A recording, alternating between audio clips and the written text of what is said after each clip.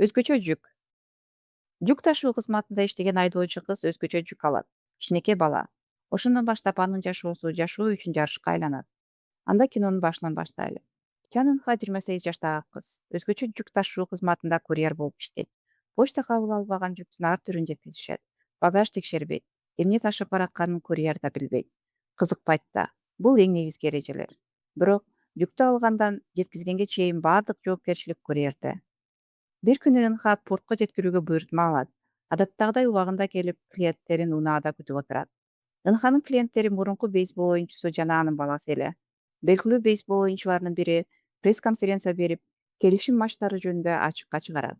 Анын айтуусу боюнча, атайы түзүлгөн мыйзамсыз интернет баракчасы аркылуу ставкалар коюлуп турган.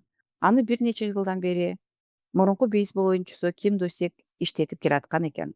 Бул жаңылыктан кийин Ким Досек кичинекей баласын алып шашылыш качканга даярдана баштайт. Баласы экөөнө жаңы паспорт даярдап, корабль менен Кытайга кетмек болот.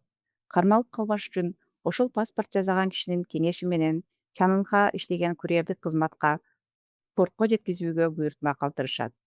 Ал буйртмага НХ барат эле. Дал ушул учурда брокердик сайттын анын ээси полиция кызматкери Чо кеңсесине барып, акчаларын шашылыш чыгарып кетмек болот. Бирок Досик мындай жаңылыктардан кийин тирүү калаары арсар экенин билген. Ошон үчүн сейфтин коопсуздук ачкычын кошо ала кеткен. Акча катылган сейфте 30 миллиард акча бар экен. Чо Досикке телефон чалып, ачкычты кайтарып берүүсүн талап кылат. Бирок Досик биз коопсуз жерге жетмейин бербейм. Сен бизди таппай турган жерге жеткенде гана аласың, дейт. Досик курьерди бейсбол аянтынын жанына чакырган. Күтүп атып, акыркы жолу бейсбол ойноп калайын деген ою да болчу. Полицейский Чо аны тез арада эле иликтеп, кайда экенин билип алды. Күтүүсүздөн бир топ жигиттерин ээрчитип келип калды. Досик шашылып, баласына ачкыч, пароль, телефон берип, эмне кылууну үйрөтүп, курьер күткөн жерге качырат. Өзү чуркап чыгып, баласы алысыраак качып кеткенче, тиги полиция кебетесиндеги бандиттерди узагыраак кармап турганга аракет кылат. Досикти аябай сабап кыйнашат. Бирок ал такыр айтпайт. Сумкасын тинтип, баласынын паспортун көрүшөт. Ачкыч баласында экенин түшүнүп, издеп жөнөшөт. Бул учурда НХ унаасында күтүп отурган. Бир маалда ичке жолдон бала чуркап чыгат. Ала турган жүк жаш бала деп эч ойлогон эмес эле НХ. Унаа эшигин ачкысы келбей кайсалдап калат. Бирок артынан кууган бир топ чоң кишилерди көрүп, эшикти ачып, баланы салып айдап кетет. Досик баласын качырууга аябай аракет кылат. Өз жанында аябай курьердин астын тоскон унаа алдын тосуп чыгып, тоскоол кылып жол ачып берет. Досиктин жансыз нерсени эртеси табышат.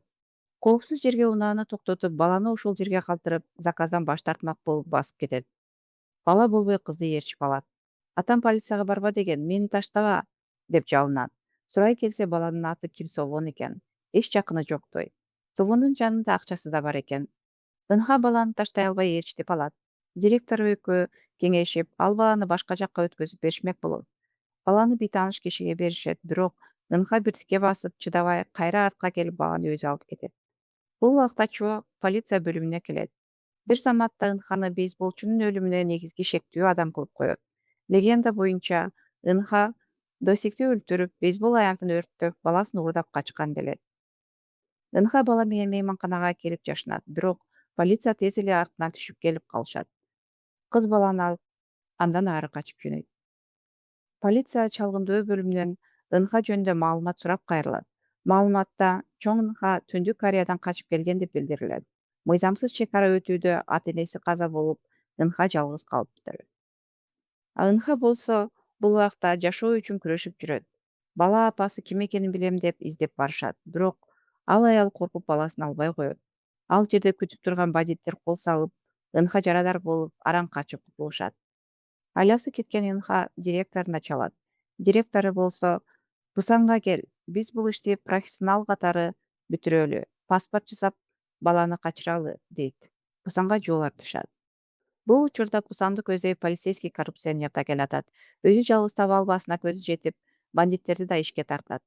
Чалгындоо кызматы дагы бала менен кызды издеп баштайт. Себеби алар кылмыш болгон жерди кайрадан иликтеп, Досиктин телефон саатын табышат. Андагы жазууларды угуп, баланын атасын дал ошол полицейский Чо өлтүргөнүн билишет. Ошентип, НХ директору менен балага паспорт жасап, чет өлкөгө кетиргени даярдап башташат. Тилекке каршы алар баланы качырып кетишпей калышат. Чо кишилерин ээрчитип, алардын кеңсесине так жетип келет. Директорду кыйнашат, баланы кайда экенин айт дешет, ал айтпайт, акыры ок жеп каза болот. Көп өтпөй кылмышкерлер тинтип баланы да табышат. Ок атылган үндөрдү угуп ынха чуркап келет. Кандуу салгылашуу башталат. Ынха 4-5 кишини өлтүрүп баланы алып качат. Бирок Чоо аларды кое бербейт. Ынха экөө бири-бирин жарадар кылып Чоогу сууга ыргайт.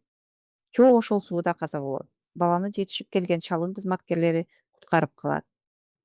А Ынха болсо бир топ убакыттан кийин балага жолукканга келет.